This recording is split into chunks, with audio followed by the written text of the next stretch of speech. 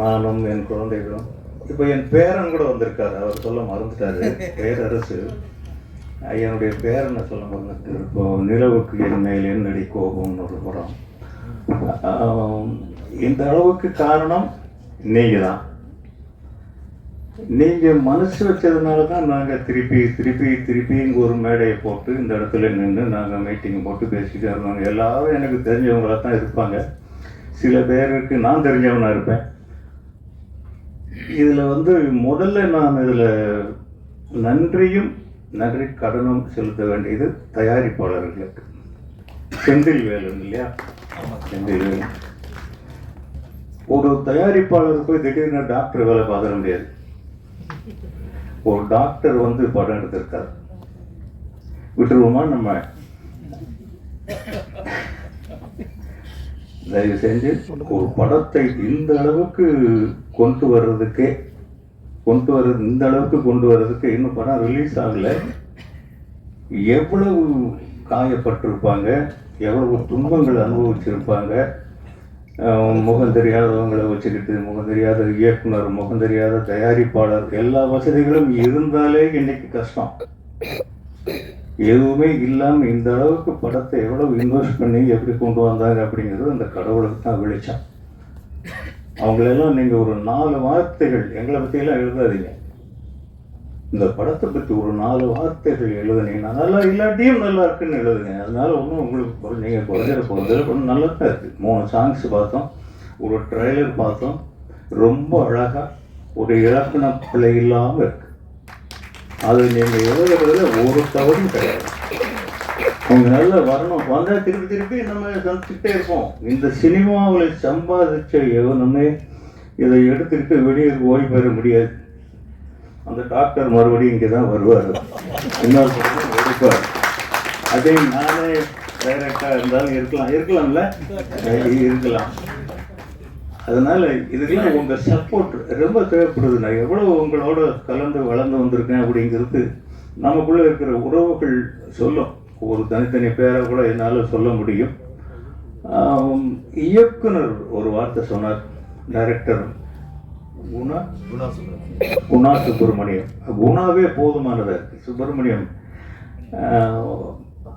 குடும்ப கஷ்டம் இருந்தது அப்படின்னு சொன்னார். இது சினிமாவில் இருக்கிற ஒவ்வொருத்தனையுமே கோழையாக்குறது குடும்ப கஷ்டம்தான். அதாவது ஓட்டப்பந்தயத்தில் முதுகுல மூட்டையை கட்டிக்கிட்டு ஓடின மாதிரி சினிமாவில் இருக்கிறவன் குடும்பம் வச்சிருக்கிறது. ஏன்னா இதை நான் அனுபவிச்சுவேன்.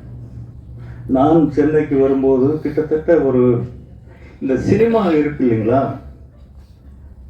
இது ஒரு அபூர்வமான சக்தி இருக்கு இந்த சினிமாவுக்கு. தனக்கு வேண்டியவர்களை தானே தேர்ந்தெடுத்துக் கொள்கிறது. நீ எந்த மூலையில போய் இருந்தாலும் உன்னை விடாது. தகுதி இல்லாத ஒருத்தனை நீ எவ்வளவு முயற்சி பண்ணாலும் உள்ள நுழைய விடாது. அதுதான்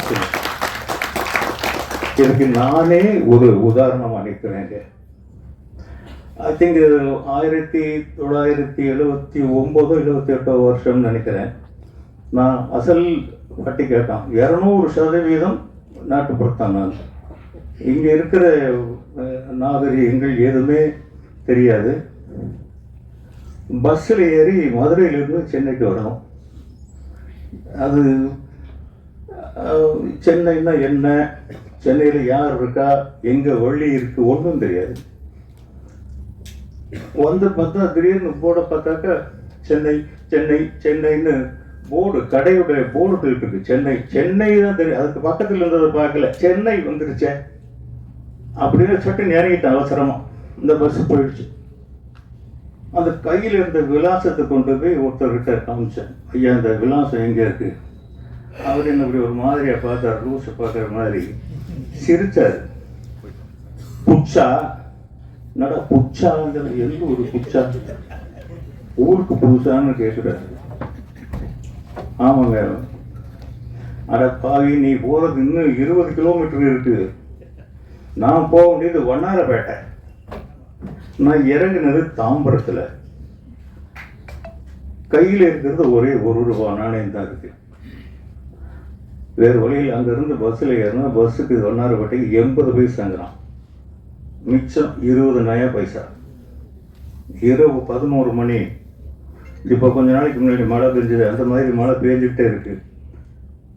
டக்கு நேரம்னா புப்புன்னு கண்ணு முன்னாடி திருப்பதி கோயில் மாதிரி வெளிச்சம்.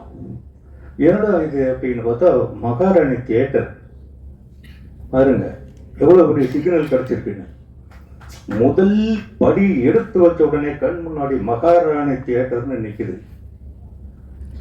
அந்த விலாசத்தை காட்டிக்கிட்டு, அப்போ நான் ரொம்ப ஒல்லியா இருப்பேன், ஒரு குச்சிக்கு துணி போட்ட மாதிரி தான், இதை விட டபுள் கருப்பா இருப்பேன்.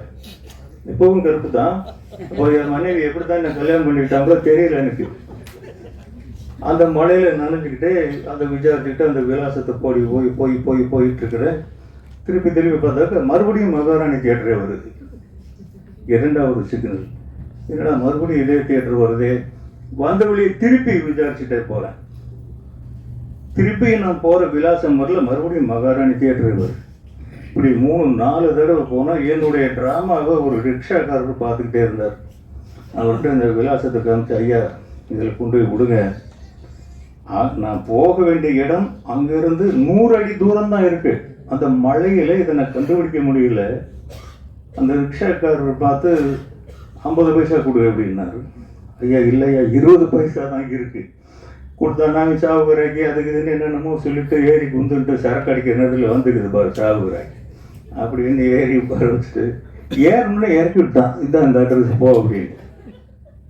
ஆக ஒரு தாய் வயிற்றிலிருந்து எப்படி பிறந்தோமோ அப்படி இந்த சென்னையில் வந்து இறங்கினேன். அந்த 3 தடவை எனக்கு சிக்னல் கொடுத்த அந்த மகாராணி தியேட்டர் தான் நான் சினிமாவுக்கு வர போறேன்னு என் தலையெழுத்து எழுதுச்சுன்னு இன்னைக்கு நான் உணர்றேன். உழைப்பு, அந்த உழைப்பும் சோர்வின்மையும் நம்ம கிட்ட இருந்துருச்சுன்னா எந்த கொம்பனாலையும் நம்மளை அசைக்க முடியாது. நம்மளுடைய நாற்காலியில் வேற எவனுமே வந்து உட்கார முடியாது. நான் உழைப்புக்கு 5 நேரம் கிடையாது. ஆனால் அதை முக்கியமாக சொல்ல மறந்துட்டேன். அப்போ என் மனைவி குழந்தை ஊரில் இருக்காங்க. இங்கே நான் சம்பாதிச்சு அவங்களுக்கு அனுப்பணும். சுற்றி வேற வேலை தான் தேடணும். சினிமாவுக்கு போகல. இந்த சினிமா மாய வலை வீசி என்னை திருப்பி வாடான்னு சினிமா தான் என்னை கூப்பிடுது. நான் சினிமாவுக்கு முயற்சியே பண்ணலை. இன்னைக்கு வந்து இங்கே நின்று உங்க முன்னால பேச வச்சு, அதுதான் சினிமா. குணா இதை உங்களுக்கு அதை தான் சொன்ன இந்த கதையை. நீங்கள் வந்து அதுக்காக நீங்கள் வருத்தப்பட வேண்டிய அவசியம் இல்லை. அது வாழ்க்கை. இப்போ நம்ம போராடுறது வாழ்க்கையோட வசதி இல்லையா? இந்த வசதிகள் சினிமாவில் இருக்கிற வசதிகள் வேற எங்கேயாவது நம்ம அனுபவிக்க முடியுமா? இந்த சினிமாவுக்காக நம்ம அவ்வளவு நன்றியோடு இருக்கிறோமா? இல்லை. இன்னைக்கு படம் எடுக்கிறதுக்கு எவ்வளவு பணம் வருதோ, எனக்கு 100 தடவை சொல்றாங்க எங்க பசங்க, நீ படம் எடுப்பான்னு. வேணாம்ப்பா, போதும். யாரையுமே இன்னைக்கு வேலை வாங்க முடியல. ஒரு படம் ஆரம்பிச்சுட்டா அந்த ப்ரொடியூசர் 2 சொட்டு கண்ணீர் விட்டாதான் அதுல வேலை செஞ்ச அத்தனை பேரும் சந்தோஷப்படுறான். எவ்வளவு இப்போ ஒரு 50 லட்சம் ஒரு படத்துல போடுறோம்னா கிட்டத்தட்ட 15 லட்சம் அந்த படத்துக்கு போய் செலவானா ரொம்ப பெரிய விஷயமா இருக்கு. அப்படித்தான் இருக்கு. இப்படி இருந்தும் ஏதோ தைரியத்தில் இந்த டைரக்டர் உங்களை நம்ப வச்சிருக்காரு. நீங்க வந்து படம் எடுத்திருக்கீங்க. அப்படித்தான் நீங்க ஆவீங்கன்னு நான் சொல்ல வரல.